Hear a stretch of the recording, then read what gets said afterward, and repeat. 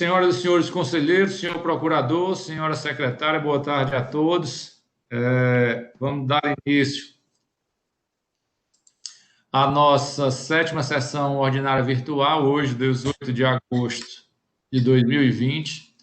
Pedir a Deus que nos ilumine, nos proteja e nos proporcione aí o melhor de todo o nosso conhecimento nessa tarde de hoje. Ana Maria, nós temos uma lista de resoluções enviadas aí para Não, serem. Não, hoje não? hoje não tem. Ótimo. E em relação à ata de ontem, você já pode fazer a leitura, para que possamos depois fazer algumas sugestões de correção, se for o caso.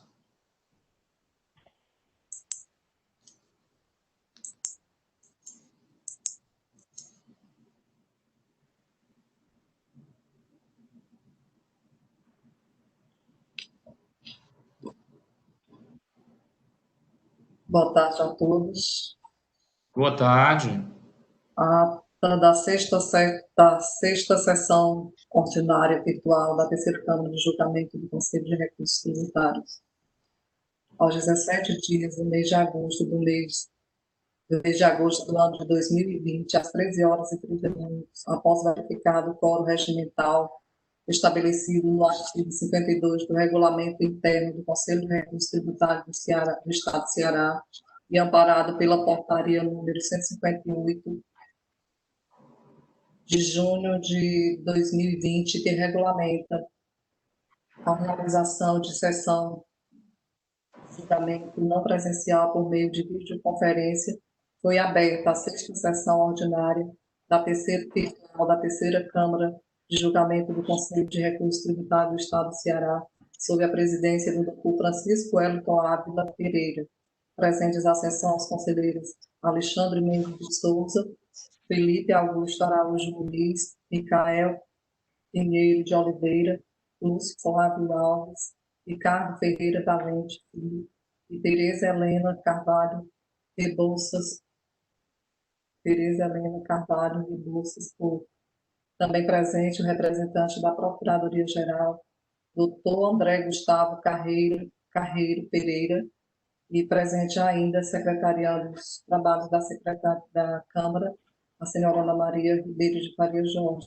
Iniciada a sessão, o senhor presidente indagou aos conselheiros se eles receberam as resoluções enviadas pela secretária para apreciação e se há necessidade de correção, não havendo nenhuma observação por parte dos conselheiros das resoluções referentes aos processos, aos seguintes processos 2603 de 2018, 1723 de 2017, 122 de 2017, do conselheiro Ricardo Ferreira Valente Filho, processo de número 3785 de 2017, processo de 2017 e 2018, processo 2604 de 2018, 2607 de 2018, 544, 5449 de 2017, com despacho de perícia do conselheiro Alexandre Mendes de Souza, processo de recurso número 5450 de 2017, um despacho de perícia, 2608 de 2018, no conselheiro Felipe Augusto Araújo Muniz. Processo de recurso número 2016-2018, conselheira Tereza Helena Rebouças Carvalho Porto. Foram aprovadas. Ordem do dia. Processo de recurso número 4179, auto de infração 4179 de 2017, auto de infração 2017 06706. Recorrente Glassmax, Indústria de Comércio e Serviços de Vidro Limitada, recorrido Seju. Relator, conselheiro Lúcio Flávio Alves. Decisão: resolvem os membros da terceira Câmara de Julgamento do Conselho de Recursos Tributários, por unanimidade de votos, após conhecer o recurso ordinário interposto, dar-lhe provimento e, em grau de preliminar, declarar nula a decisão de primeira instância, tendo em vista que o julgador singular não enfrentou de forma específica e fundamentada todos os argumentos expostos na peça impugnatória, cerceando o direito de defesa do autuado. Consequentemente, determinam o retorno do processo à instância originária para a realização de novo julgamento. Decisão embasada no artigo 83 da Lei nº 15.614, de 2014. Nos termos do voto do conselheiro relator, em desacordo com o parecer da assessoria processual tributária, mas em conformidade com a manifestação oral proferida em sessão pelo representante da Procuradoria-Geral do Estado. Processo de recurso número 4180 de 2017. Auto de infração 2017 06952. Recorrente Lesmax, Indústria, Comércio e Serviços de Vidros Limitada. Recorrido Seju, relator conselheiro Micael Pinheiro de Oliveira. Decisão. Resolvem os membros da terceira Câmara de Julgamento do Conselho de Recursos Tributários, por unanimidade de votos, conhecer o recurso ordinário, negar o provimento e decidir nos seguintes termos. 1. Com relação à preliminar de nulidade do auto de infração por ausência do livro de registro de utilização de documentos fiscais e termos de ocorrências, resolvem afastar por unanimidade de votos, uma vez que já consta no auto de infração todas as informações necessárias à defesa do contribuinte. Além disso, não registrar a ocorrência de auto de infração no citado livro não constitui motivo de nulidade do processo conforme a legislação em vigor.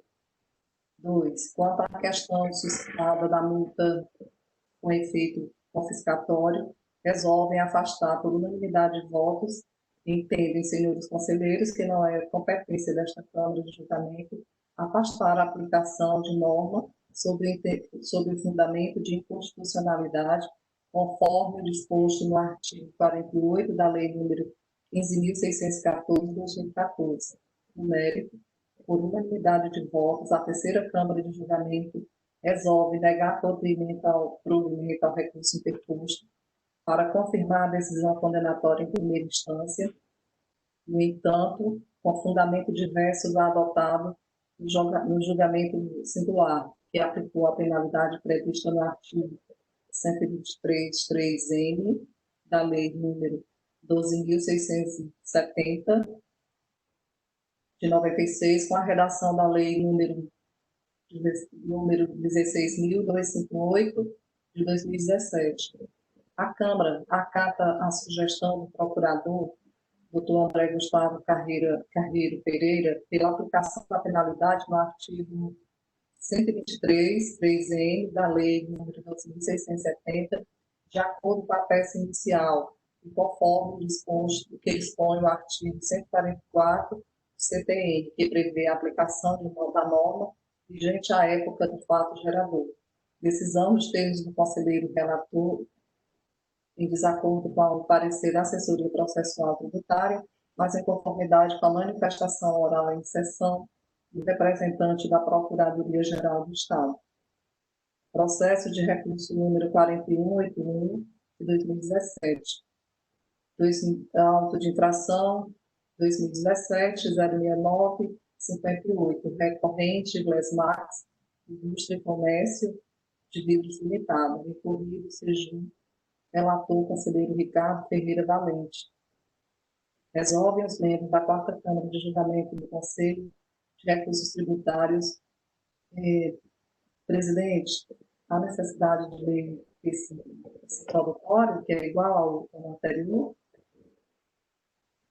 Ana Maria, fica dispensado. Obrigado.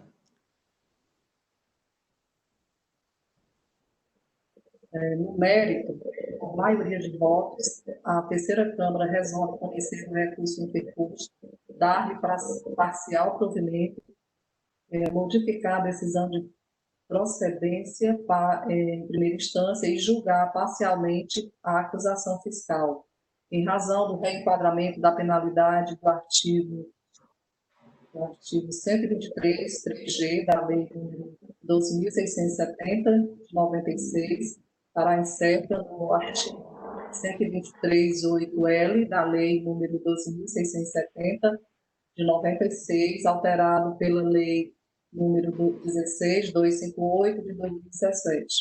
Decisão nos termos do voto do conselheiro relator, em desacordo com o parecer da assessoria processual tributária. O representante da Procuradoria-Geral do Estado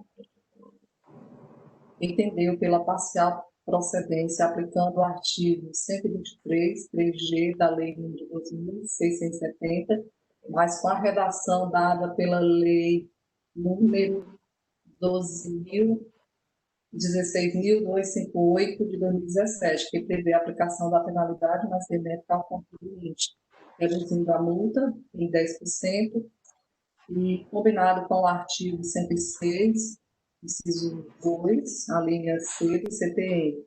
Foi voto divergente da conselheira Tereza Helena Rebouças Carvalho Porto, que votou pela parcial procedência dos termos da manifestação oral do representante da Procuradoria-Geral do Estado. Processo de recurso número 4182 de 2017. Auto de infração 2017 06963, recorrente Lesmax, Indústria e Comércio de Serviços e Serviços de Vidros. Recorrido Seju. Relatora, conselheira... Dispensada aí, Ana. As preliminares, leitura. Tereza Helena Carvalho Rebouças Porto. Resolvem os membros da terceira Câmara de Julgamento do Conselho de Recurso Tributário, por unanimidade de voto, conhecer o recurso ordinário decidir os seguintes termos, que é igual, é semelhante aos anteriores. O mérito, por maioria de votos, resolvem conhecer o recurso interposto, dar-lhe parcial provimento, modificar a decisão de procedência exarada em primeira instância e julgar parcialmente procedente a acusação fiscal em razão do enquadramento da penalidade no artigo 126 da Lei nº 12.670, de 96, para inserta no artigo 123, 8L, da Lei nº 12.670, de 96, com a alteração da Lei número 16.258, de 2017, que prevê a aplicação da penalidade mais benéfica ao contribuinte. Decisão dos termos do primeiro voto divergente vencedor, proferido pelo conselheiro Alexandre Mendes de Souza, que ficou designado para lavrar a resolução em desacordo com o parecer da assessoria processual tributária. O representante da Procuradoria-Geral do Estado, doutor André Gustavo Carneiro Pereira, se manifestou pela procedência da atuação, aplicando o artigo 123, 3G da Lei nº 12.670, de 96, combinado com o artigo 126 da mesma lei, por ser mercadorias sujeitas à substituição tributária. Foi voto divergente da conselheira relatora Tereza Helena Carvalho Rebouças, relator nos termos da manifestação do representante da Procuradoria-Geral. Em ações gerais, tem a distribuição dos processos. É só isso, presidente. Sugestões em relação à ata? Senhor presidente, eu tenho uma sugestão, uma correção para fazer, gentileza. Senhor presidente? Pois não, pode falar. Em alguns momentos, o nome da conselheira doutora Tereza está como Tereza Rebouças, ou Rebouças Helena. É só trocar aí, ajeitar, porque é para não confundir, porque é outro nome, se ficar Tereza Rebouças. Deve ser Tereza Helena Rebouças Carvalho Porto. Eu não sei se a secretária, a Ana, viu. Você viu, Ana, isso também? Sim, percebi, quando eu fui ler agora. Pronto. É só essa observação. Ela percebeu, doutor Alexandre, muito obrigada. É porque a Aninha achou melhor não falar, né, Aninha? Ah, tá bom. Desculpa, eu pensei que ela... Tá bom, ela já tinha percebido. Era só isso, senhor presidente. Ok. E então, aos processos, alguma alteração? Não, senhor presidente. O processo da conselheira Tereza ficou para a relatoria do doutor Alexandre, não é isso? Isso, senhor presidente. Exatamente. Ficou comigo. Ok. Ontem nós tivemos 4 processos da mesma empresa e foi por isso que no terceiro e quarto processo a secretária pediu dispensa da leitura das preliminares porque o recurso era idêntico ao dos processos anteriores. Então, por uma questão de celeridade processual, né, o teor das decisões foram as mesmas. E ressaltar que a nossa secretária Ana Maria está aí numa maratona, né, substituindo a secretária da quarta Câmara, né, vem acumulando as 2 funções este mês, tá certo? E ressaltar aqui todo o empenho e dedicação para que as nossas sessões pudessem ser mantidas, né, mesmo com esse trabalho dobrado que ela teve lá. Ok? Na pauta de hoje, nós temos como primeiro processo o recorrente J. Osmar dos Santos, o processo 1/6544/2017, auto de infração 1/2017, 17178, sob a relatoria do Dr. Alexandre Mendes de Souza. O recorrido aqui foi a célula de julgamento de primeira instância e o julgador de primeira instância manifestou-se pela procedência da acusação. A assessoria processual tributária emitiu o parecer confirmando a decisão de primeira instância. A presidência vai passar a palavra ao doutor Alexandre e, caso algum dos conselheiros que estejam designados para a relatoria dos processos subsequentes percebam a possibilidade ou a conexão entre o processo hora relatado e os demais, é só, ao final, fazer menção, que aí nós podemos fazer as devidas observações, ok? A palavra do doutor Alexandre. Obrigado, senhor presidente. Senhor presidente, senhor procurador, senhora secretária, senhoras e senhores conselheiros, boa tarde mais uma vez. O processo já anunciado pelo presidente, recorrente J. Osmar dos Santos, ME, o auto de infração 2017, 17883. A acusação fiscal, senhores conselheiros, é a seguinte: infrações decorrentes de operações com mercadorias ou prestações de serviços tributadas pelo regime de substituição tributária, cujo imposto já tenha sido retido, através de levantamento quantitativo de estoque relativo ao exercício de 2013, constatamos omissão de saídas no montante de R$ 154.580,61, conforme CD anexo, com dados do totalizador, entradas, saídas, estoques e códigos de produtos. Os dados da ação fiscal, 13, o valor da multa é 10% do valor do montante, que é R$ 15.458,06. O artigo indicado como infringido foi o 18 da Lei 12.670/96 e aplicou a penalidade do 126 da Lei 12.670, alterada pela 16.258/2017. A informação complementar, o autuante diz o seguinte, que fez o trabalho através dos dados fornecidos pelo Laboratório Fiscal do exercício 2013 e procedeu ao levantamento quantitativo de estoque utilizando entrada, saída de mercadoria, estoque inicial e final, código de produtos, que resultou no totalizador de omissões. E que o presente auto de infração foi contemplado apenas com omissão de saídas no montante de R$ 154.580,61. E acrescenta ainda que o estabelecimento tem como atividade econômica o comércio varejista de mercadorias em geral, no CNAE 47.12.100, estando obrigado ao regime de substituição tributária. O contribuinte ele apresenta impugnação ao auto de infração, dizendo o seguinte: que o lançamento deve resultar em concreto demonstração de fatos imprescindíveis de substituição que não será por suposição de operações econômicas imaginadas, engendradas pelo fisco com a ajuda de ferramentas impróprias à aferição tributária. Que o agente fiscal arbitrou a base de cálculo e que o item dados do totalizador, entrada, saída, estoque e código de produtos não poderia jamais ser objeto de arbitramento. Que os lançamentos promovidos pela Fazenda Pública carecem de ser revistos, pois estão contaminados de vício material, ferindo de morte os preceitos do artigo 143 do CTN, e que o auto de infração trouxe em seu bolso definição de base de cálculo e fato gerador de ICMS que não estão previstos na Lei Complementar 87/96. Que a autuação não reúne provas suficientes à caracterização do ato administrativo de lançamento, nos termos do artigo 32 da Lei 2.670 e do artigo 53 do Decreto 25.468/99. Ele pede a aplicação de multa menos gravosa, no caso previsto no parágrafo único do artigo 126, que é de 1%.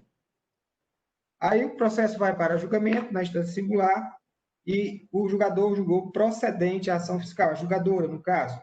E tem como ementa o seguinte: emissão de receitas, saídas de mercadorias sem emissão de documento fiscal, movimento real tributável realizado pelo estabelecimento em determinado período poderá ser apurado através de levantamento fiscal e que serão considerados o valor das mercadorias de entrada e mercadorias de saídas, do estoque inicial final, as despesas e outros encargos, lucros do estabelecimento, inclusive levantamento unitário de mercadorias e a identificação de outros elementos informativos. Ação fiscal procedente, caracterizada infração. E ela citou como fundamento legal o artigo 127, 169, 174, 177, 814, 815, 827, 871 e 874, todos do decreto 24.597. E aplicou, deixou a mesma penalidade, que é a do artigo 126, caput da Lei 12.670. A defesa foi tempestiva. O contribuinte recebeu essa informação e veio ao processo novamente com o recurso ordinário. E no recurso ordinário ele foi mais extenso. Quero a atenção dos senhores, que pode ser que esteja parecido com os demais processos. Que o agente fiscal não conseguiu identificar com exatidão os fatos geradores do eventual imposto estadual, se apegou irregularmente à situação não prevista ao caso concreto. Mercadoria, com dados totalizador, entrada, saída, estoque, como ferramenta de trabalho de levantamento de informações, nunca para a caracterização de fato gerador. Que a fixação de base de cálculo do crédito tributário foi feita a partir de vários critérios, dado totalizador, entrada, saída, estoque de produtos, sendo que nos demonstrativos não se identificou qual o critério utilizado em cada situação. Não há informação do lançamento das disposições que fixaram percentuais de ICMS utilizados. Que o fisco poderia também, para obter resultado consistente, conferir a conta mercadoria, mediante contagem física dos itens estocados, movimentos durante o exercício fiscalizado, o que não ocorreu. Diz mais, que a tentativa de identificar o fato gerador do ICMS e, por consequência, a base de cálculo, está derivado de vício insanável, eis que se apoiou nos dados totalizador, entrada, saída, estoque, código de produtos, sem o componente lucro, que tem sido considerado em sua fonte natural, escrituração contábil, que a metodologia empregada, no presente caso, não consegue distinguir uma operação mercantil efetivamente realizada e não escriturada de outra, devidamente levada aos registros fiscais, tratando-se de presunção abusiva. Que as mercadorias sujeitas ao regime de substituição tributária deveriam ser excluídas do crédito tributário lançado. E que a ausência reclama de ausência de clareza e exatidão das informações dos dados elementares que comprovaram a infração e divergência do valor da base de cálculo por erro demonstrativo apontado pela auditoria. Implica indiscutivelmente em nulidade da ação fiscal, tendo em vista que a autuação não reúne provas suficientes.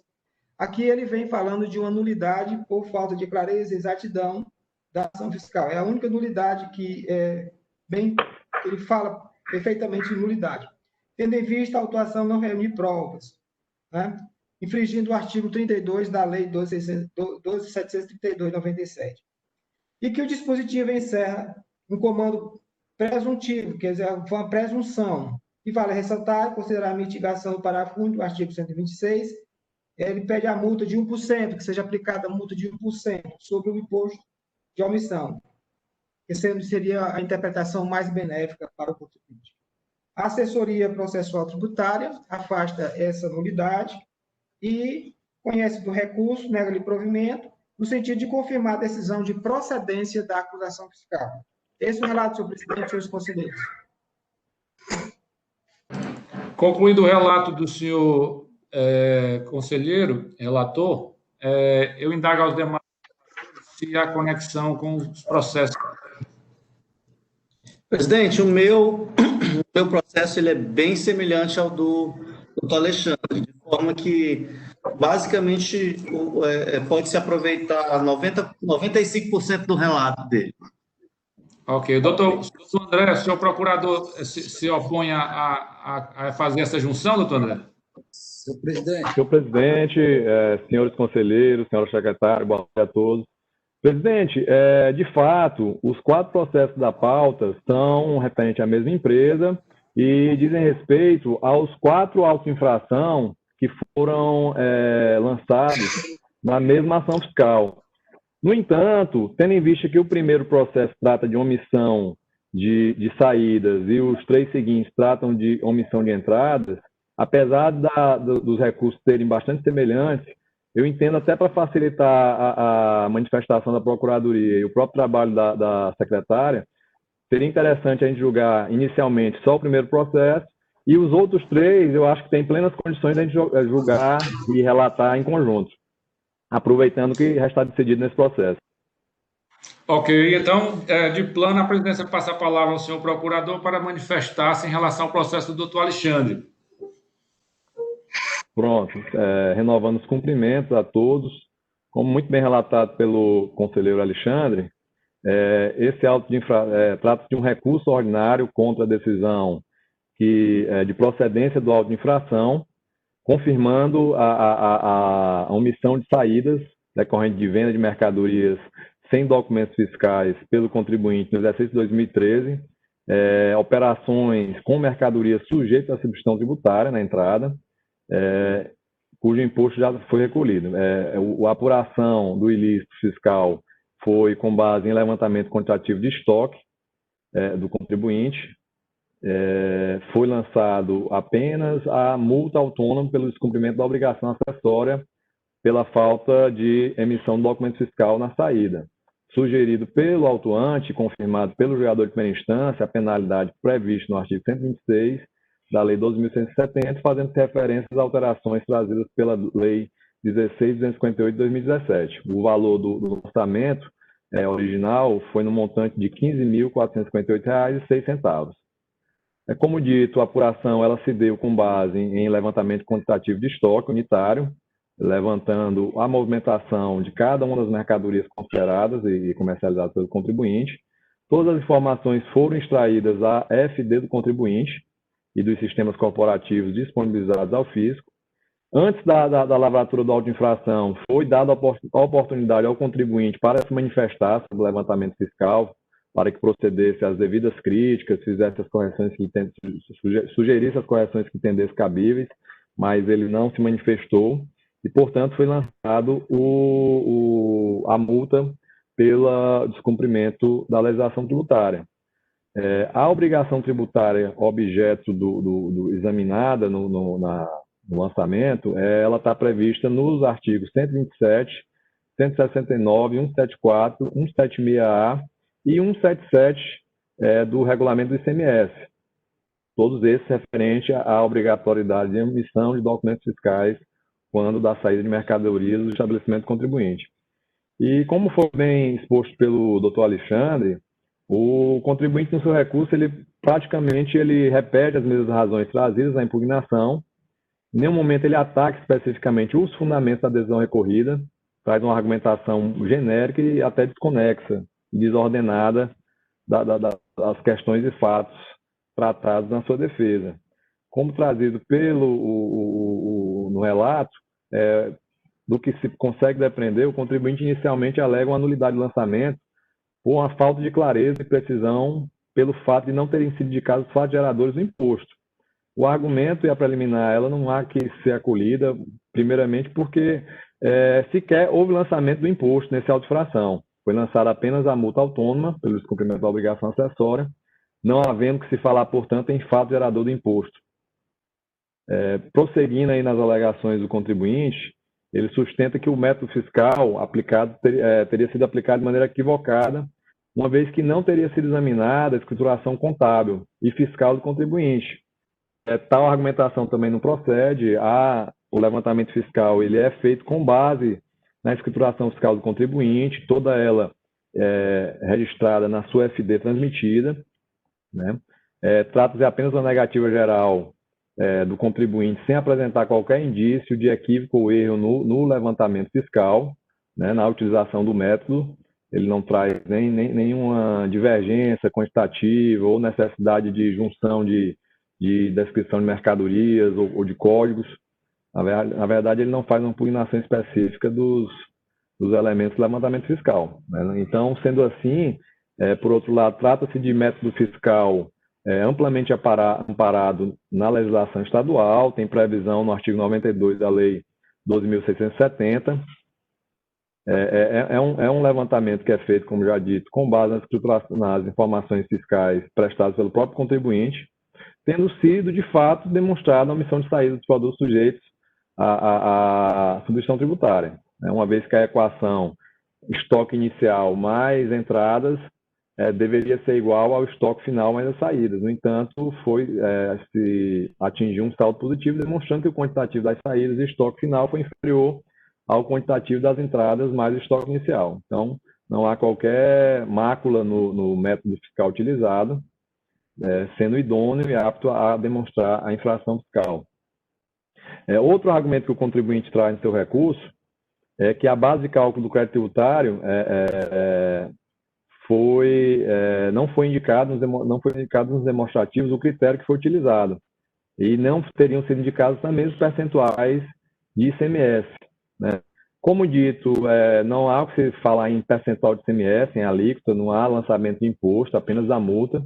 E, muito claramente, a indicação da base de cálculo da multa, ela está prevista no próprio dispositivo sancionatório, aquele que fixa a penalidade. Lá está dito claramente que a multa foi fixada sobre 10% dos valores das operações omitidas, conforme o levantamento fiscal, né? Portanto, não há qualquer dúvida acerca da base de cálculo do lançamento. Outro argumento que o contribuinte traz na sua defesa seria a necessidade de contagem física das mercadorias. Ele, em algum momento, questiona que só foi feita uma análise dos dados fiscais do contribuinte, mas que não foi procedida a contagem física, né? Então, há como ser acolhido também o argumento, como dito, a legislação estadual, artigo 92 da Lei 12.170, assim como o regulamento do ICMS, ele autoriza que seja feita esse método de fiscalização, é uma contagem escritural, todo baseado nas informações prestadas pelo próprio contribuinte na sua escrituração fiscal digital, levando em conta os seus inventários inicial e final, bem como todas as operações dos documentos fiscais de entrada e saída, e não havendo que se cogitar da realização de contagem física, né? No caso, é possível, né? O fisco pode realizar a contagem física, mas atualmente ela só se aplica em situações bem específicas, no caso em que não se constate credibilidade nas informações prestadas pelo contribuinte, ou no caso daqueles contribuintes completamente informais, que praticam os seus atos de mercância e circulação de mercadoria à margem de qualquer cadastro ou controle de risco. Mas, na hipótese, é plenamente válido o levantamento fiscal com base na contagem escritural. Saliento ainda, por fim, que nas hipóteses de contagem física, a situação, o lançamento, normalmente ele se torna até mais gravoso ao contribuinte. Então, é benéfico ao contribuinte esse levantamento com base nas informações fiscais prestadas por ele. O contribuinte também traz no seu recurso o argumento de que teria ocorrido a nulidade de lançamento, porque não teria sido considerado lucro na apuração da conta mercadoria, né? O que estaria somente registrado na sua escrituração contábil e que não teria sido examinado. Mas também não há como ser acolhida essa alegação, conforme foi muito bem destacado no parecer da assessoria processual tributária.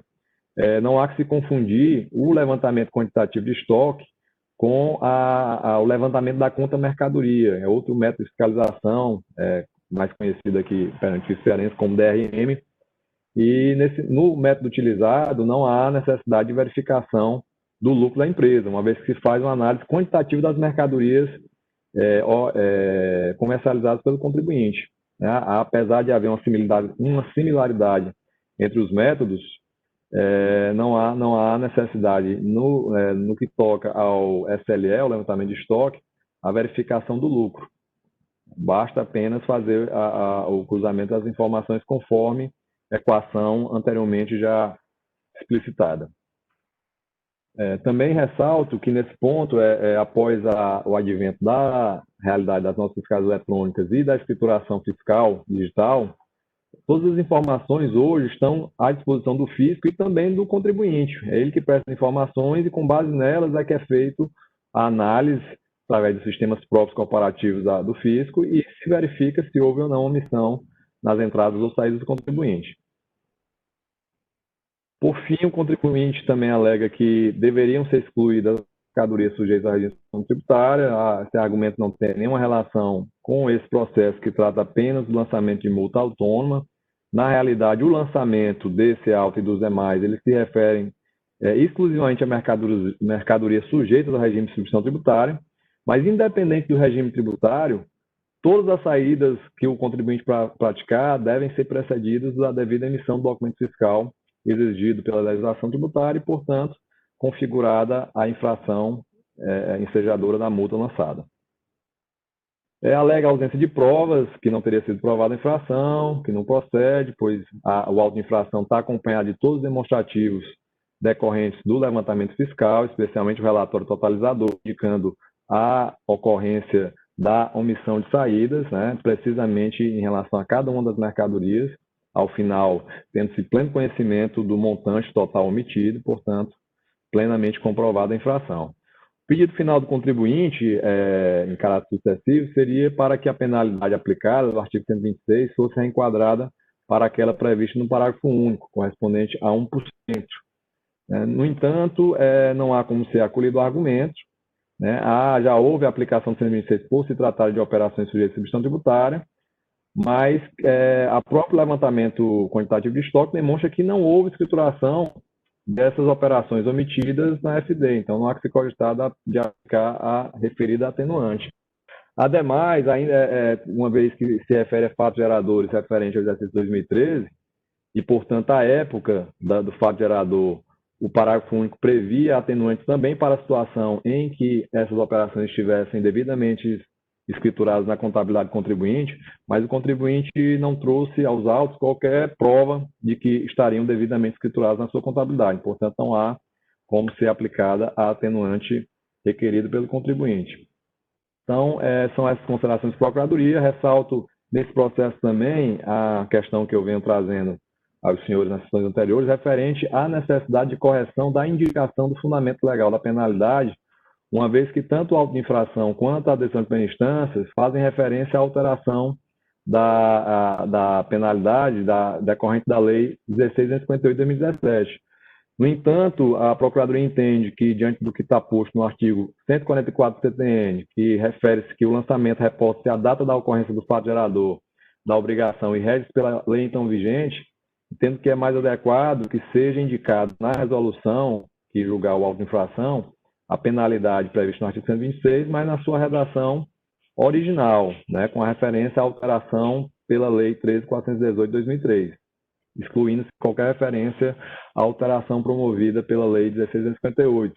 Reputo relevante essa questão porque, em algumas situações, em juízo, o contribuinte vem questionando essas divergências da penalidade aplicada com a época do fato gerador. Então, entendo que para que o lançamento adquira maior precisão e liquidez, deve ser corrigida essa indicação do fundamento legal. Então, com essas considerações, a Procuradoria opina pelo conhecimento do recurso, mas para que seja negado o provimento, confirmando a decisão de primeira instância de procedência do auto de infração, apenas corrigindo-se a indicação do fundamento legal da penalidade para o artigo 126 da Lei 12.670/96, com a alteração da Lei 13.118 de 2003, 13, excluindo qualquer referência à Lei 16.158 de 2017.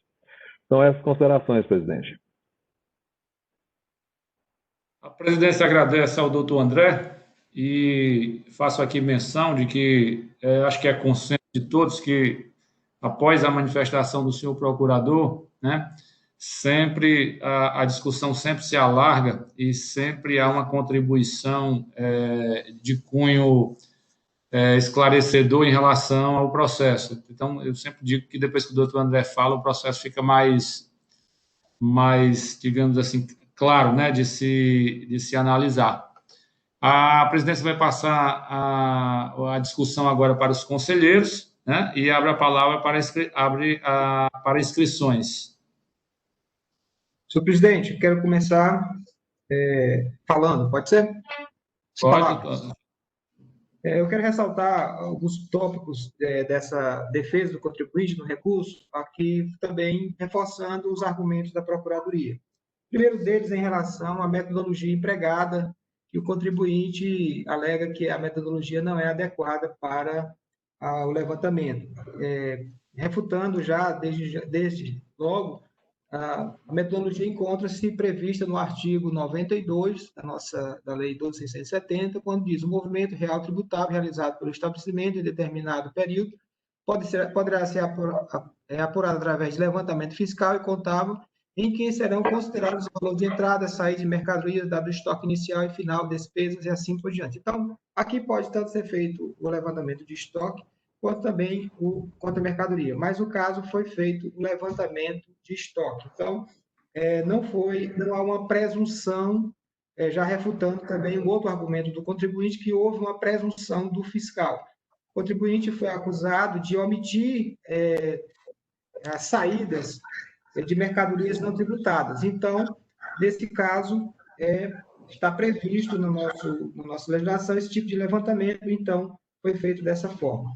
E quanto relação à nulidade que ele levanta, que seria por falta de clareza e exatidão nas informações dos dados levantados, também, como bem falado, bem explanado pela Procuradoria, está bem claro o levantamento, ele fez, dividiu por cada seção, inclusive as entradas, elas foram feitas, as saídas sem omissão de entradas, ele também cita entradas com 12%, entrada com 17%, e assim vai. Ele delimitou cada infração, né? Então, conta-se bem exata, bem clara, cada levantamento que foi feito. E mais uma coisa seria uma nulidade, já citada também, já no recurso, com relação por não ter sido verificado o lucro da empresa e querendo fazer um paralelo com a conta mercadoria. Não tem nada a ver, esse levantamento é o levantamento de estoque. Não foi feito levantamento de mercadoria para não dar para se levantar lucro. E, por último, ele pede que seja aplicado multa de 1% dessas operações. Como as operações não foram registradas, elas não podem ser aplicadas esse percentual de 1%. São essas minhas considerações, senhor presidente, corroborando com a fala da Procuradoria. Presidente, se me permite, uma questão de fato que eu esqueci de mencionar na minha fala, para trazer ao conhecimento dos conselheiros, tem um equívoco que foi cometido pelo autuante e que não foi mencionado pelo julgador, salvo engano da minha parte. O lançamento ele foi inferior ao que deveria ter sido lançado, porque foram feitos 3 totalizadores, né? No entanto, esse auto de infração da omissão de saída, ele não considerou o somatório das 3 omissões de saída, ele só considerou uma das planilhas, né? Mas, assim, não haveria como fazer esse lançamento complementar, isso deveria ser objeto de um lançamento complementar, que não foi considerado pelo autuante.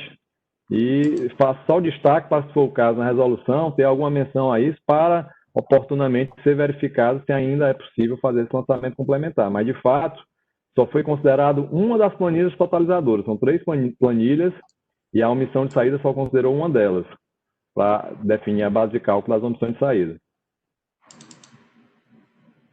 Ok. Senhor presidente. Pois não, doutor. Apesar boa tarde a todos, presidente, conselheiro, procurador, secretário. Apesar do processo ser omissão de entrada e o seguinte do doutor Felipe, doutor Micael, Mas eu estava acessando aqui o recurso ordinário, ele na sua totalidade, quase a sua totalidade, modificando apenas a questão da inflação, que o doutor Alexandre é a omissão de vendas, mas o fundamento do recurso ordinário é nesse mesmo sentido. A linha de raciocínio da defesa é o seguinte, senhor presidente, o Alexandre enfrentou os pontos, mas a linha de raciocínio é o seguinte, ele entende que realmente o SLE ele não comprova a questão do fato gerador. Ele vem dizendo que não encontra dentro da lei complementar, no artigo 2º da lei complementar, lei Candir, ele não encontra a caracterização do fato gerador através do SLE. Essa é a linha de raciocínio dele. E, com base nessa linha, ele vem justamente contestando a questão da metodologia do SLE, né? Vem contestando também a falta de clareza e precisão do auto-infração, a questão do ônus da prova, ele entende que com esse raciocínio fiscal, o agente autuante não comprovou devidamente a questão do fato gerador, por isso que ele acha que é uma presunção, né, que foi feito através de uma presunção, e no mais, ele contesta até a questão do próprio a base de cálculo. Ele diz que com essa metodologia não é possível você chegar a uma base de cálculo, porque ela não é precisa determinar qual tipo de fato gerador ocorreu. Então, eu acho que o que for decidido aí, eu acho que a gente tem, a minha sugestão que a gente realmente vai nessa linha que o doutor Alexandre e o procurador foi, e colocando cada ponto, porque vai servir para os demais processos na mesma linha de raciocínio da peça do recurso. É uma peça muito extensa, mas eu acho que o doutor Alexandre e a procuradora conseguiu realmente extrair esses 4,5 a questão da penalidade, que é justamente ele atacando a metodologia, a questão da nulidade da presunção e da falta de prova, com base no raciocínio dele que o fato gerador não está tipificado na lei Candir, né? Só que já adentrando já na questão realmente da fundamentação, é uma metodologia utilizada. Como bem disse a Procuradoria, existe a previsão legal, o artigo 92 da nossa lei, da lei 670/96, e o decreto 827, trata dessa questão do movimento real tributário, e é justamente essa questão, pegando o inventário inicial, as compras, as vendas e o inventário final. Então, foi feito o CD, que consta do processo, o CD, foi entregue à empresa, com todas as provas foram disponibilizadas para a empresa oferecer a sua defesa, consta no processo, tem um recibo de entrega, né? Então, a questão do uso da prova está devidamente comprovada.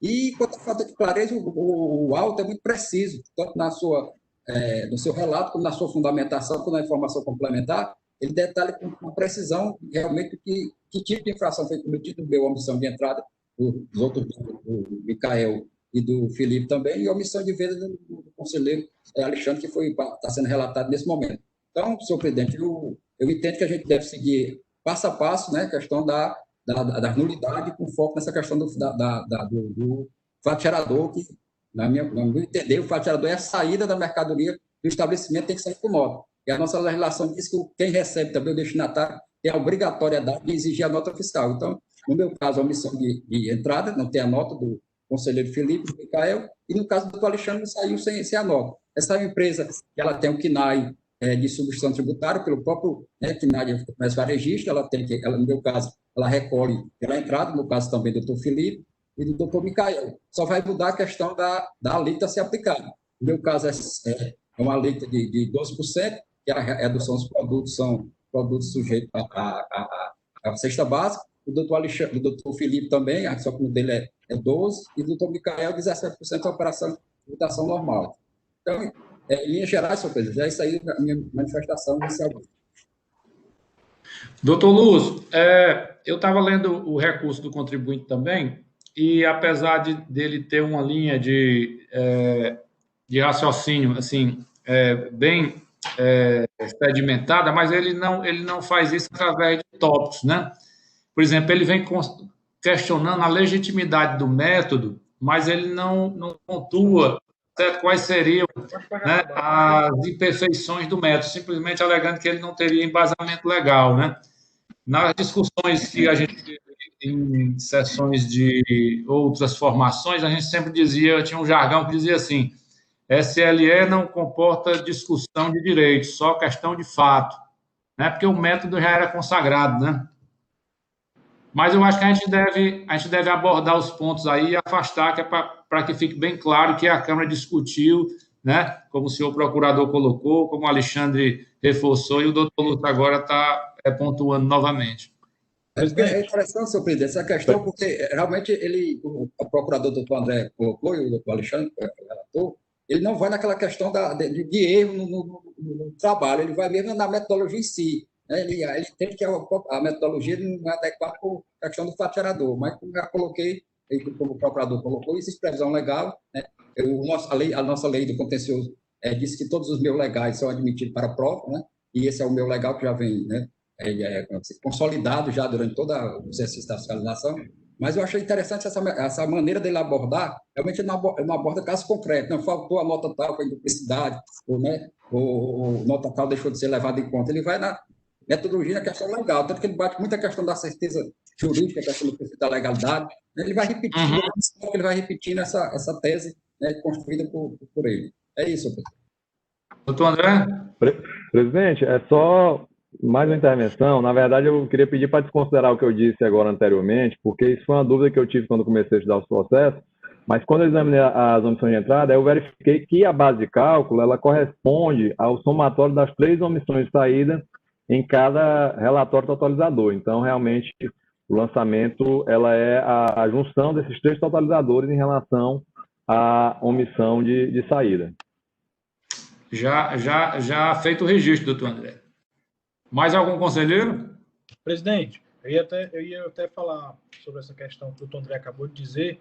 Eu verifiquei aqui também que realmente tem a junção dos 3. E essa análise que o doutor Lúcio fez de forma brilhante sobre todos os processos, eu estava fazendo só entre o meu e o do doutor Alexandre, em que pese também ser o meu ser omissão de entrada e o outro omissão de saída, as razões, pelo menos a matéria que ele se deslincha a fazer é sobre o SLE e sobre essa argumentação que eu acredito que dá para se aproveitar assim para os processos. Mas o doutor Lúcio já destrinchou com uma visão muito mais aberta do que eu ia fazer a parte, mas era só sobre o meu processo. Mas o doutor Lúcio já fez de forma macro. Mais algum conselheiro?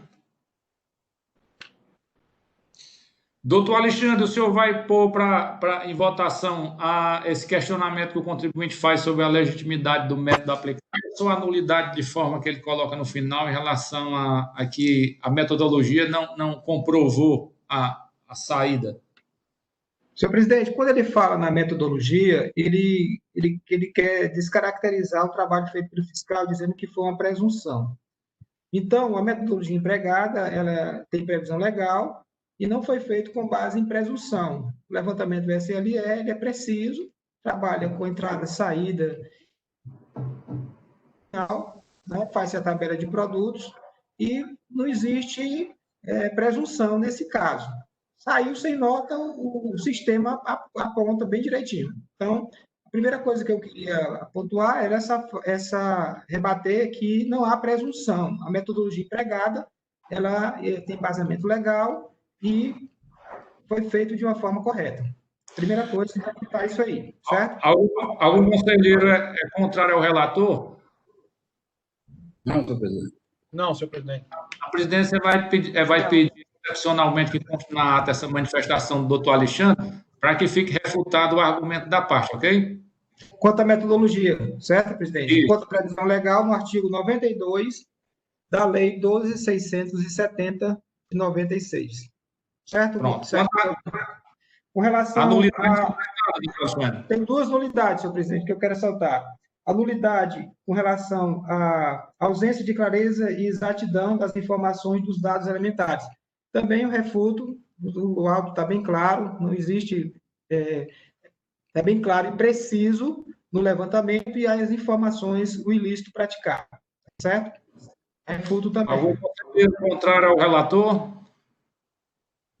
Então, por unanimidade, constada a primeira preliminar de nulidade. Doutor Alexandre. A segunda nulidade, senhor presidente, é que ele diz que não foi verificado o lucro da empresa, que não foi verificado esse levantamento, não foi visto isso. Não se trata de conta de mercadoria, mas sim levantamento de estoque. Então, é uma coisa completamente diferente do que ele está sugerindo. Não se faz levantamento do lucro, não se apura o lucro nesse caso. afasta essa nulidade, senhor presidente. Algum conselheiro é contrário ao relator? Dado o silêncio, a presidência entende que, por unanimidade de votos, fica afastada a segunda nulidade. Já em relação ao mérito, doutor Alexandre.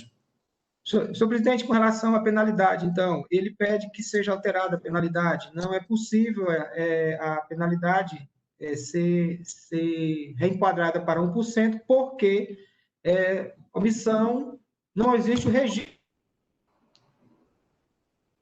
Essa pedido dele de 1%, tá certo? Então, afasta esse pedido, né? E, no mérito, senhor presidente, eu conheço do recurso, nego-lhe provimento para confirmar a acusação fiscal nos termos do julgamento singular e parecer da assessoria, referendado pela Procuradoria, aplicando-se a penalidade com a redação original à época do fato gerador. Então, a sua fundamentação da penalidade é que diverge do parecer, não é isso? E do julgamento? Isso, senhor presidente, isso. Vou com a Procuradoria em relação à aplicação da redação original. E da mesma coisa, presidente. Senhor presidente, doutor Alexandre, relator, tem a questão da falta de clareza, que no meio, acho que... Não, eu coloquei, porque ele colocou, já afastei. Eu já falei. Falta de clareza e precisão que ele falou, afastei. Pronto, tem um ponto aqui que eu acho que a Procuradoria é consenso, mas está na peça, que é a questão da taxa, certo? Geralmente eles fazem por fora, mas dessa vez colocou no recurso, né, dizendo que existe no Código de Defesa do Contribuinte a questão da gratuidade da taxa, que seja atendido isso aí, ele pede que fosse dentro do recurso. A Procuradoria, eu não sei se deve analisar o... que realmente ninguém tem esse poder de análise, né? Eu entendo que não é o caso de analisar porque não decorre do auto de infração. É uma taxa cobrada no decorrer do processo administrativo tributário, previsão da legislação estadual, mas ela não integra o lançamento tributário em si decorrente do auto de infração, e a competência do CONAT ela é restrita aos lançamentos decorrentes do auto de infração. Ok? A presidência pede que o relator faça menção a esse fato na resolução, tá certo? Mas não vai colocar em votação o pedido da parte, ok? Com relação à taxa, né, senhor presidente? Só fazendo menção que cabe, como o nosso procurador, o doutor André mencionou, as discussões, né, trazidas para a Câmara são relativas ao lançamento tributário em litígio, né? Não dizem respeito ao processo administrativo com questão de taxa, falta de recolhimento, certo? Certo, senhor presidente. Ok. E já no mérito, já votou. Como vota agora na sequência, doutor Felipe? Presidente, eu acompanho o relator em todos os pontos. Nas nulidades e com relação ao mérito.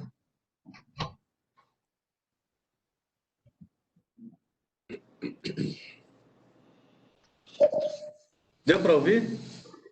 Doutor Micael. Com o relator, presidente. Doutor Ricardo. Com o relator, presidente. E doutor Lúcio. Relator, presidente. Doutora Tereza. Com o relator, presidente. Então, por unanimidade de votos, a terceira Câmara de Recursos Tributários resolve conhecer do recurso ordinário. Diga, doutor Miguel.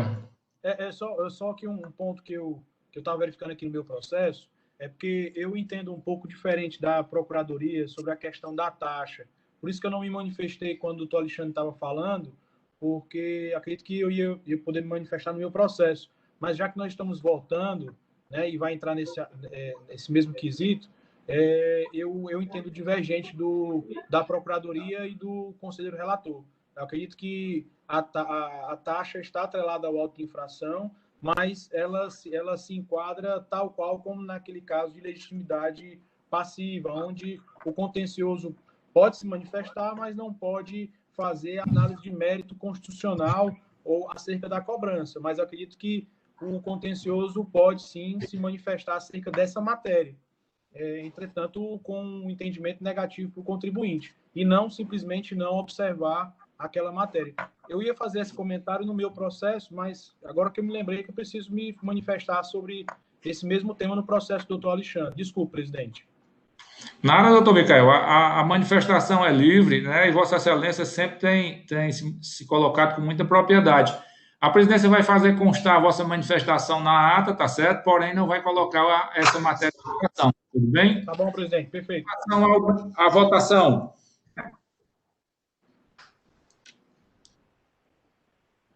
Doutor Micael? Em relação ao voto do relator, como vota Vossa Excelência? Presidente, eu voto no sentido de que o contencioso pode conhecer da matéria a respeito da taxa e pode decidir acerca dela, no sentido de não dar conhecimento, não dar provimento ao pedido do contribuinte, tendo em vista que matérias de cunho constitucional acerca da taxa, tal qual como qualquer outra matéria constitucional, não pode ser objeto dessa corte. E em mérito? No mérito, acompanho o relator, presidente. Ok. Doutor Ricardo já votou, doutor Lúcio já votou, doutora Tereza já votou, né? Então, por unanimidade de votos, fica a terceira Câmara do Conselho de Recursos Tributários resolve conhecer do recurso ordinário, negar-lhe provimento, afastar as nulidades suscitadas no recurso ordinário nos termos da manifestação do relator e julgar procedente a acusação fiscal nos termos com fundamentação diversa do parecer, mantendo-se a redação originária da penalidade à época, conforme manifestação do excelentíssimo senhor procurador. Ok? Ok. Essa é a decisão de confirmação da procedência de primeira instância, porém com a ressalva de manutenção da penalidade originária do auto. Na sequência, a pauta de hoje, agora nós teremos o doutor Felipe. E aí sim... Presidente, pela ordem. Na realidade, assim, o auto também faz referência à Lei 16.258. Na realidade, realmente, como o doutor Alexandre disse, que indicando se a legislação vigente é a época do fato gerador, antes da alteração da Lei 16.258. Então, é modificando a penalidade da inicial, né? Para a inserção. É isso? Não modifica a penalidade, apenas a indicação do seu fundamento legal. Espera aí, vamos voltar aí, que eu vou voltar aqui para o auto de infração. O auto de infração está indicando a penalidade do artigo 126. Tá? Qual alteração? Mas nós nos manifestamos na petição. Artigo 126. Não, isso aí já é a regra. Alterado pela 16.258/2017. É porque na hora de Só colocar gerador. A 16.258 com a redação da época do fato gerador. Correto. Só isso mesmo, lá no final da petição. A Maria vai fazer esse registro na ata. No processo seguinte, é o processo 1/... Presidente, o Micael está com o áudio aberto, presidente. Quem? O Micael está com o áudio aberto. Presidente, já fechei aqui. Processo seguinte é o processo 1/6545/2017, auto de infração 1/2017-17198, recorrente J. Osmar dos Santos, recorrido cela de julgamento de primeira instância, relator conselheiro Felipe Augusto Araújo Muniz. Foi julgado procedente em primeira instância e tem parecer pela procedência da acusação. Os dois processos seguintes, do doutor Lúcio e do doutor Micael, conforme mencionado no início da sessão, parecem que grafam similitude com o processo atual. Após o relato do doutor Felipe, aí nós ouviremos os conselheiros relatores da ordem do dia e, em seguida, o doutor André, manifestando-se em relação à conexão dos processos. Tudo bem? Com a palavra, doutor Felipe. Obrigado, presidente. Renovando aqui os votos de boa tarde a todos. Conforme já dito, o processo ele é bem semelhante ao já relatado pelo conselheiro Alexandre, de forma que eu vou destacar aqui, basicamente, os pontos que têm de maior divergência. O presente processo ele trata de omissão de entradas. né, também referente à mercadoria sujeita à tributação, sujeito ao regime de substituição tributária, e foi apresentado aqui pelo agente autuante, sim, com relação ao ano, também o mesmo ano de exercício de 2013. Foi apresentado aqui pelo agente autuante a infração ao artigo 127 do decreto 24.569, de 97, pelo qual ele aplicou a penalidade prevista no artigo 123.3s, que tem aqui uma multa de 30%. Além da multa, nesse processo existe também o lançamento do principal, de R$ 82.937,45. O valor da base de cálculo levado em consideração foi R$ 1.184.820,73, sobre o qual recaiu a penalidade já dita, e a multa lavrada foi no valor de R$ 355.446,22. Né? O levantamento ele foi feito com base nas informações decorrentes do laboratório fiscal, né? E sobre a qual o contribuinte também ele faz uma defesa, tanto na impugnação como no recurso, ele faz uma defesa bastante geral, né? Ele não ataca especificamente o objeto da autuação. Ele também entra nessa questão da nulidade pela falta de clareza, né? Presunção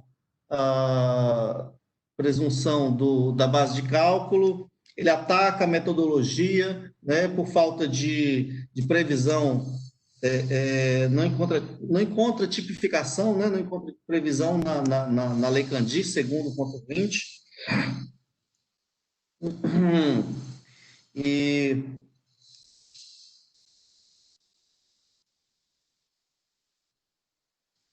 ele fala dessa questão também, da necessidade de contagem física das mercadorias. No entanto, não, vou deixar para me manifestar depois. E ele fala também a questão do reenquadramento, né? No outro processo foi o artigo 123, esse foi o 123, o 123.3s, e ele pede também que seja feito o reenquadramento da multa para o parágrafo único, artigo 126, né, do artigo 126, que é 1% do valor da base de cálculo. O julgador de primeira instância também afastou todas as nulidades, com os mesmos argumentos do processo anterior, e julgou pela procedência, e da mesma forma foi a manifestação da assessoria processual tributária. De forma bem sintética, presidente, esse é o relato.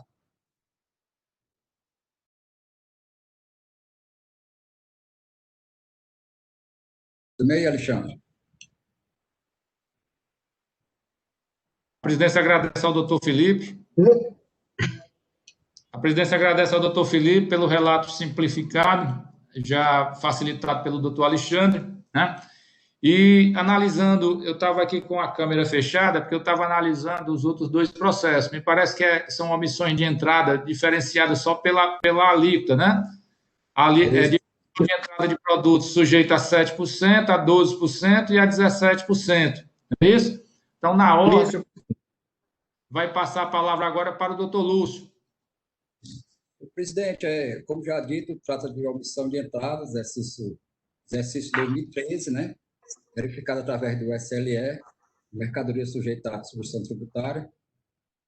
O artigo violado, 127, decreto 24.569/97, penalidade do artigo 123.3s da Lei 12.670/96, alterada pela 16.258.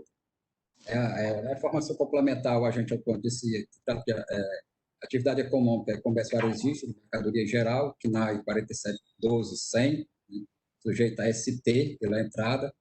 Foi feita uma auditoria fiscal ampla, que informou, esse ponto é importante, ele intimou a empresa para realizar as suas considerações sobre o SLE, né? A empresa ficou silente. E a impugnação é os pontos trazidos pelo doutor Alexandre, com acrescentar o meu aqui, eu acrescento só que ele fala a questão do ICMS, ele diz que foi retido na fonte, ST, e por isso que a cobrança, do caso aqui, ele tem que a cobrança do ICMS nesse auto vai configurar um bis e idem. E ele fala também essencialmente direito de defesa, mas aquela questão que eu falei, que na sua peça, ele vai, né, com os princípios da legalidade, da segurança jurídica, essencialmente direito de defesa, mas tudo focado naquela questão do fato gerador, que diz que existe através do SLE, e falta de clareza, que também já foi colocado no processo do professor Alexandre e do Felipe, e também a aplicação do artigo 112 do CTN, né, que ele entende que deve ser aplicado o parágrafo 1 do artigo 126 da Lei 12.670/96. O processo foi para julgamento, foi julgado procedente. Faço ressaltar aqui um julgamento, né, muito bem, né, construído, muito bem fundamentado, a lei atual ainda suplente, a conselheira Helene responde, né, muito bem fundamentado, como merece, né, eu entendo que essa peça de recurso ela é uma peça diferente, mas ela é bem, né, bem construída dentro da linha de raciocínio da empresa, né, mas ela refuta todos os pontos de forma bem clara, bem, né, bem fundamentada.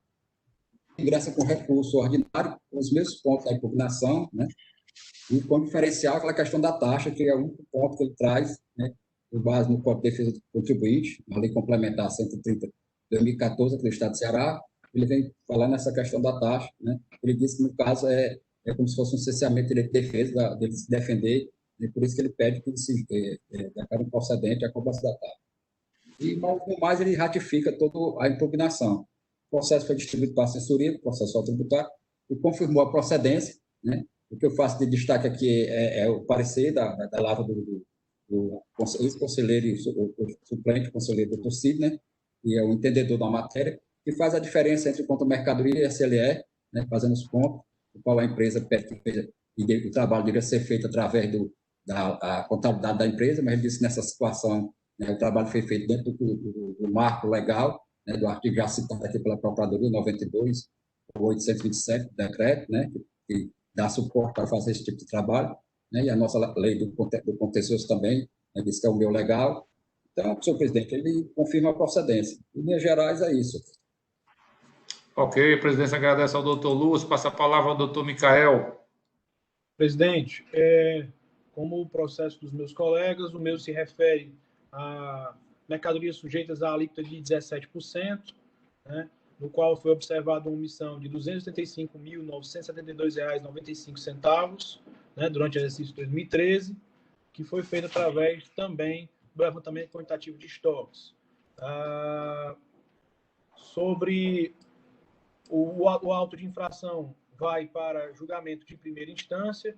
Não, desculpa. A defesa também nos mesmos moldes dos demais processos, tanto como o doutor Lúcio como o doutor Felipe, né? Ele questiona a conta mercadoria, o levantamento, faz questionamentos aí dizendo que não houve a contagem física dos produtos, os mesmos argumentos tanto no doutor Lúcio como no doutor Felipe, né?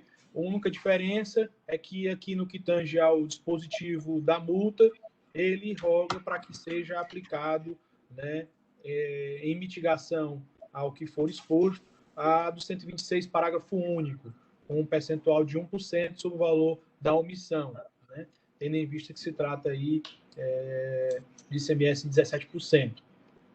O processo caminha para o julgamento de primeira instância, cuja a julgadora também a doutora Helene responde, um julgamento bem extenso, mas bem preciso, né? Muito criterioso o trabalho da julgadora. Ela também decide pela procedência do auto de infração. O contribuinte resignado protocola recurso, onde também alega aí os mesmos pontos da impugnação, né? O processo, então, caminha para o parecer da lavra do Dr. Sidney, né, como o Dr. Lúcio bem disse, faz aqui uma boa distinção entre a SLE, entre o conta mercadoria, né, já na DRM, e aí, enfim, ao final, ele aponta pela proposição de que seja conhecido o recurso ordinário negado de provimento para confirmar a decisão condenatória de primeira instância. Esse é o relato, presidente. A presidência agradece aos senhores relatores e passa a palavra ao excelentíssimo senhor representante do Estado, doutor André, para suas considerações. Vai a vara aqui em Fortaleza? Vamos ligar.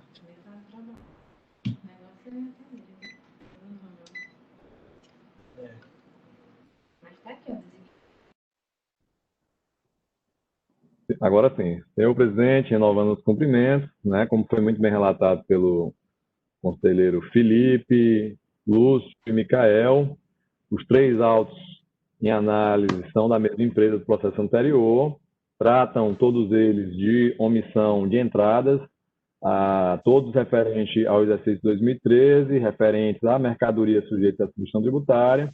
O que difere um dos outros por isso que foram lançados autos autônomos, é a alíquota considerada pelo autuante. No primeiro auto, 7%, no segundo, 12%, e no terceiro auto, a alíquota geral, à época, de 17%. Né? Foi aplicado em todos eles, foi lançado o tributo devido e a multa sugerida pelo contribuinte como sendo aquela do artigo, ou pelo autuante como aquela do artigo 123, inciso 3, a linha S da Lei 12.670/96, dispositivo esse incluído pela Lei 16.258 de 2017, o que foi confirmado pela decisão de primeira instância. O recurso ordinário do contribuinte, ele traz boa parte dos argumentos já examinados no processo anterior, a matéria das preliminares de nulidade são idênticas, as questões de mérito nas quais ataca o método fiscal utilizado, ele também são idênticas, as alegações que vai diferir um pouco, realmente são alguns questionamentos acerca das alíquotas que foram aplicadas e também em relação à penalidade, ele pede um reenquadramento, né, que também tinha no outro, mas o outro era dentro do próprio dispositivo do artigo 126. Eu queria só registrar uma posição que foi externada no julgamento de primeira instância, mas que isso não impactou de nenhuma maneira nele, no julgamento, é que, segundo a julgadora de primeira instância, ela entende que não seria adequado o procedimento do autuante de segregar as alíquotas. Né? O autuante aplicou no primeiro auto do doutor Felipe a alíquota de 7%, por entender que são produtos da cesta básica, e, portanto, há essa redução na base de cálculo. Nos demais, ele considerou as alíquotas do regime de substituição tributária e a alíquota geral de 12% a 7%. Ela entende que, como não há como se precisar a origem, já que houve a omissão de entrada, deveria ter sido aplicado para todas essas omissões a alíquota de 17%. Né? Mas que, como isso não foi feito, ela não poderia, não está expresso nesse sentido, mas que não poderia haver a majoração do lançamento, ela faz apenas a referência ao dispositivo do artigo 100 da Lei 15.614, de 2014, que trata do lançamento complementar, se for o caso, a ser examinado posteriormente. Mas, feitas essas considerações, os recursos do contribuinte nos 3 processos são praticamente idênticos. Por outro lado, ele basicamente reproduz a questão as questões já trazidas na impugnação. Realmente tem esse acréscimo em relação à taxa cobrada para a interposição do recurso, mas nesse ponto, já começando por ele, além de reiterar o que já foi dito do entendimento da Procuradoria pela impossibilidade dessa análise dentro do processo administrativo tributário, lembro os senhores que a própria lei estadual que institui a taxa, ela deixa claro que o não recolhimento da taxa, ele não impede o julgamento do recurso, o que de fato está sendo realizado aqui perante a terceira Câmara de Julgamento. Então, também tem mais esse aspecto a ser considerado como fundamento adicional para que não seja examinada qualquer questão acerca da constitucionalidade ou não dessa taxa. No que toca às preliminares, para que não seja repetitivo, eu vou me limitar a fazer remissão ao que já foi dito no processo inicial. Ressalto apenas que, como já foi várias vezes dito pelos relatores, todas as mercadorias do contribuinte são sujeitas à substituição tributária, regime previsto no Decreto 29.560 de 2008, especificamente em relação àquelas mercadorias que também são consideradas produtos da cesta básica, realmente existe a aplicação de uma alíquota reduzida em decorrência da redução da base de cálculo. Então, nesse ponto, eu acho que não é correto o entendimento da julgadora, porque aí independe da origem. A alíquota é definida em razão da natureza da mercadoria e não da origem, se ela veio dos estados do Nordeste ou do Sudeste, não vai impactar na alíquota a ser cobrada. Como dito, ele repete os mesmos fundamentos, ataca o método fiscal, teria sido aplicado de maneira equivocada, mas da mesma forma são os mesmos levantamentos que deram, o levantamento fiscal é o mesmo que fundamentou o auto de omissão de saída, e foi feito de acordo com a metodologia adequada, com amparo no artigo 92 da Lei 2.170, não tendo sido apontado pelo contribuinte qualquer equívoco na sua aplicação, e, portanto, não há qualquer reparo a ser feito no levantamento fiscal conforme relatórios totalizadores apresentados em anexo dos autos. Nesse caso, ele também repete o argumento de que não teria sido indicado o critério para as alíquotas aplicadas, mas isso não procede, como foi bem exposto no parecer na decisão. Há uma fundamentação específica para a diferenciação de cada uma das alíquotas aplicadas em cada auto, então não há qualquer mácula em relação a esse ponto. Em relação à contagem das mercadorias, reitero que já foi dito no processo anterior. A questão do lucro, como foi dito, o contribuinte fez uma confusão entre os métodos fiscais utilizados, o caso é de SLE e não de DRM, portanto, o lucro não é relevante nesse método fiscal que embasou os lançamentos, portanto, não há qualquer reparo. Repete o argumento que deveriam ser excluídas as mercadorias sujeitas a regime de substituição tributária, né? Mas todas as mercadorias, na realidade, são sujeitas a esse regime, e esse regime ele não afasta a necessidade de observancialização, tanto no que toca à obrigação principal quanto à obrigação acessória de aquisição de mercadorias mediante documento fiscal, que está expresso no artigo 139 do regulamento do ICMS. Existem as provas, ao contrário do que alega o contribuinte. E, por fim, quanto ao reenquadramento, não há o que se cogitar da aplicação do parágrafo único e sequer do caput do artigo 126, porque não se trata de operações com impostos recolhidos anteriormente. Na verdade, a omissão de entrada, ela acarretou a falta do recolhimento do imposto, porque não foram registradas essas operações oportunamente. Então, não há o que se cogitar do reenquadramento. Por outro lado, também reitero, mas sob uma outra perspectiva, a necessidade de se observar o artigo 144 do CTN na aplicação da penalidade. E tanto o auto de infração quanto a julgadora sugeriram a aplicação, o autuante sugeriu e a julgadora aplicou a penalidade prevista no artigo 123, inciso 3, a linha S. Ocorre que essa penalidade específica, que trata especificamente da questão do levantamento da omissão decorrente do levantamento de estoque, ela só foi criada, só foi incluída na legislação tributária com a Lei 16.258 de 2017. Não existia sequer a época dos fatos geradores. Então, entendo que, na hipótese, deve ser feito o reenquadramento da penalidade para aquela que existia à época e sempre foi aplicada para essa situação, que é aquela prevista no artigo 123, inciso 3, a linha B, da Lei 12.670. Ela, na prática, é uma mera correção do dispositivo legal, mas da penalidade também, mas a expressão econômica dessa pena é a mesma, 30% do valor das operações omitidas. Mas acho relevante que seja feita essa correção para que evite problemas e questionamentos futuros acerca da legalidade desse lançamento. Então, com essas considerações, em relação aos 3 processos, a Procuradoria opina pelo conhecimento do recurso, para negar-lhe provimento, mas confirmando a decisão de primeira instância de procedência do auto, mas reenquadrando a penalidade para aquela prevista no artigo 123, 3b da Lei 12.670, com a redação vigente, né, na época, que era aquela da Lei 13.418 de 2003. São essas considerações da Procuradoria, presidente.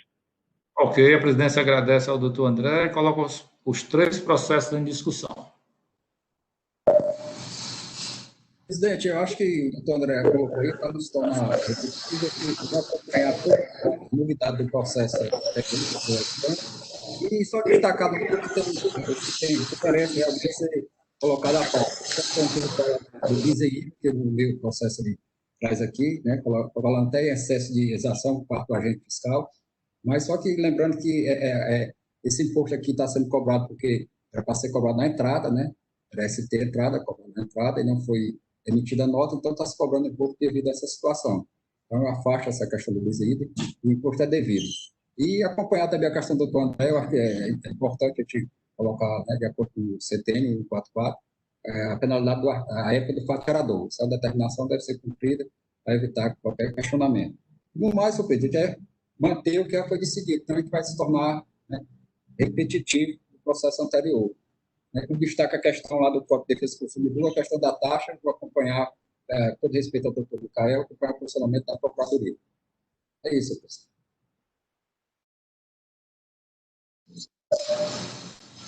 Mais algum conselheiro? Presidente, sobre o meu processo, eu também entendo da mesma forma. Acerca da penalidade, deve ser feito aqui a readequação, de acordo com o fato gerador, e não com a 16258, para a gente evitar qualquer tipo de discussão, e é porque realmente é o melhor direito. E acerca da taxa, eu tenho entendimento tal qual como no processo anterior. A penalidade que o doutor Lúcio está sugerindo, qual é, doutor Lúcio? É a 103.3b, da redação na época do fato gerador. Acho que já era 30%. A 3b é deixar de emitir documento. Aqui é a omissão de... Então é a A. Pronto, então a A. Presidente, só uma coisa que eu queria retornar aqui, que no meu aqui eu fiz a apontação, do doutor Alexandre, podia olhar aí, que foi colocado a questão do cerceamento de direito de defesa, e ficou, em processão, tantas coisas que se ficou destacada essa questão. Ficou, presidente? Ficou, né?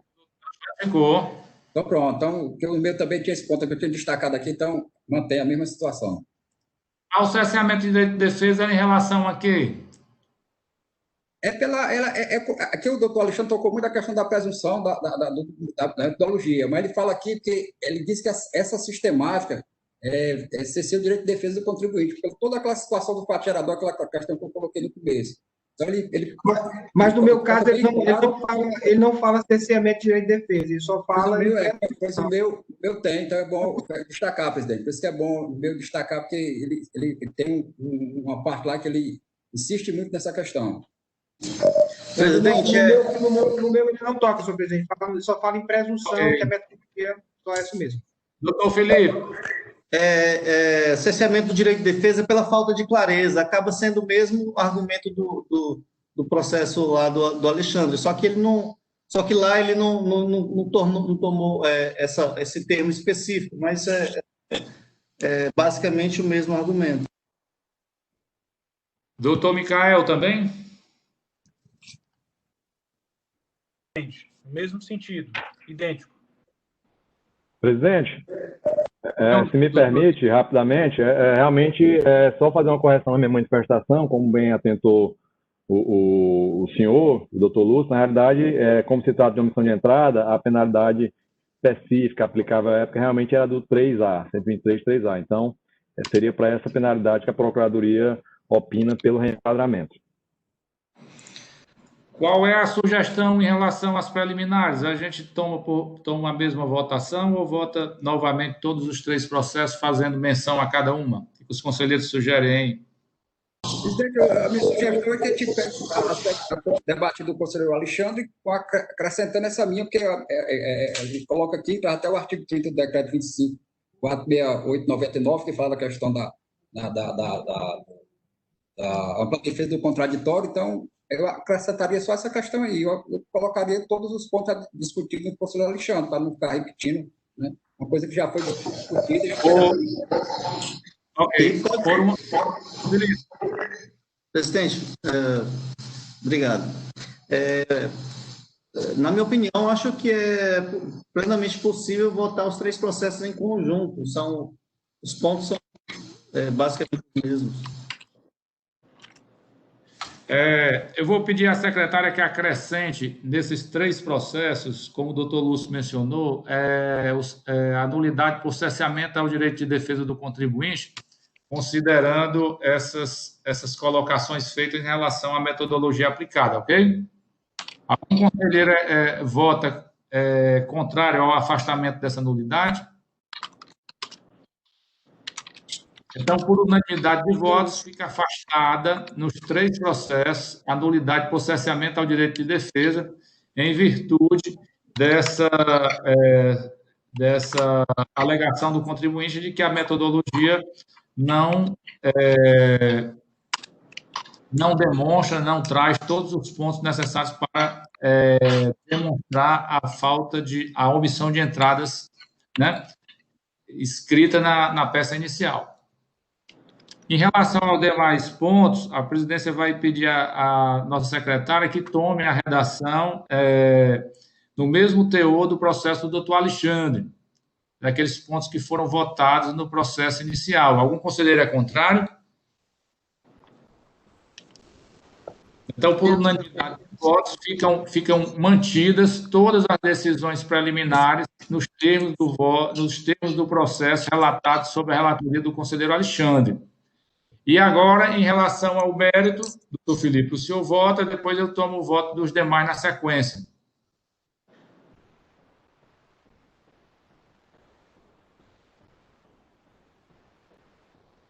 Está mudo, Felipe, está mudo. Está mudo, Felipe. Você está falando, ninguém está ouvindo. Desculpa. Retornando aqui. Com relação ao mérito, presidente, eu conheço do recurso ordinário, mas para negar o provimento e confirmar a decisão condenatória exarada pela primeira instância. Alterando a penalidade? Nos termos... verdade, tem a questão da penalidade. Então, é parcialmente procedente, né, com reenquadramento, não? Não, conselheiro Felipe, é só a redação original, da penalidade na redação original. Não, doutor Alexandre, o agente atuante ele apresenta o 123.3S e a penalidade a ser aplicada é a 123.3A, embora seja o mesmo valor, 30%, é um dispositivo diferente do pela autuação. Mas o percentual de cobrança é o mesmo, não altera o valor, então não pode ser parcial procedente, conselheiro. O que determina a parcial procedência, doutor Felipe, é quando se reduz o valor inicialmente lançado. Entendi. O reenquadramento sem alteração de valor não modifica a decisão. Então, conhecendo o recurso ordinário, né, negar-lhe provimento para confirmar a decisão de procedência exarada na instância titular, porém, com fundamentação diversa do parecer, haja vista que a penalidade indicada na inicial será modificada para a constante do 3A, vigente à época da ocorrência do fato gerador.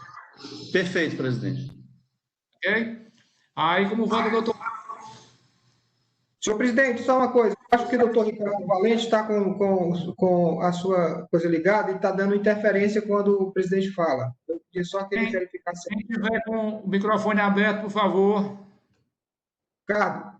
Não, eu abri aqui para poder falar, né? Não, mas fazia tempo... Quer se manifestar, doutor Ricardo? Não, presidente. Eu ia falar antes, mas agora não precisa mais, não. Não, mas para você, rapaz, a gente volta a discussão toda para o começo, não se preocupe, não. Você tem crédito, rapaz. Você tem crédito. E se a presidência passou despercebida em relação à sua indicação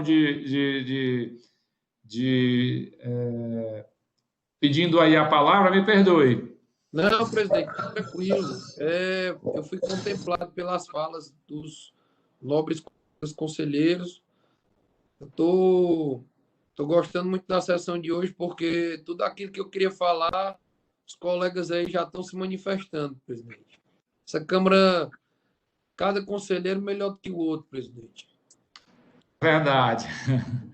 Doutor Lúcio. O relator, senhor presidente. E o doutor Ricardo também.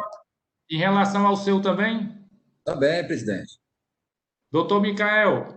O relator, presidente. Agora, votando os 3 processos em conjunto, vai votar o doutor Ricardo.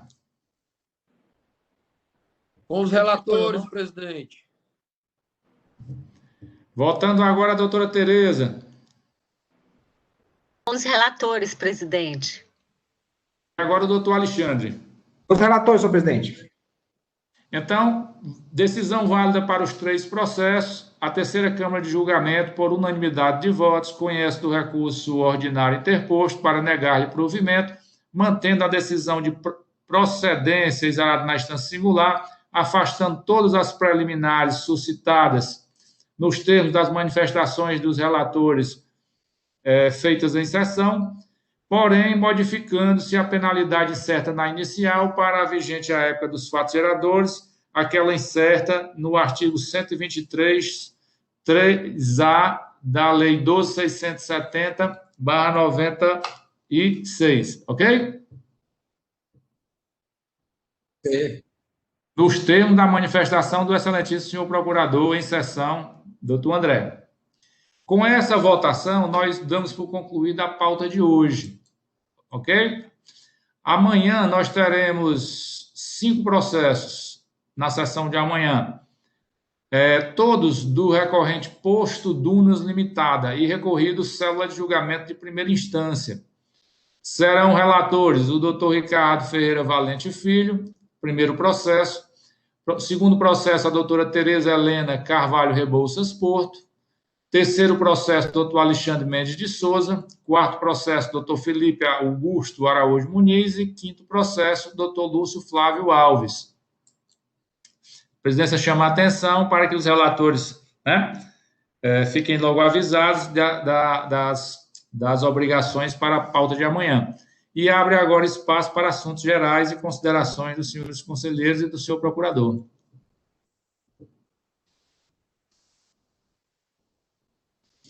Sem manifestações, a presidência agradece a todos pela colaboração, pelo empenho e pelo trabalho feito com zelo, esmero e com bastante compreensão e com bastante dedicação, limitando as manifestações de forma ordeira, permitindo com que as sessões virtuais transcorram na mais alta normalidade e trazendo excelência aos julgamentos dessa Câmara. A presidência agradece a todos e finaliza a presente sessão. Até mais, presidente. Amanhã. Até amanhã.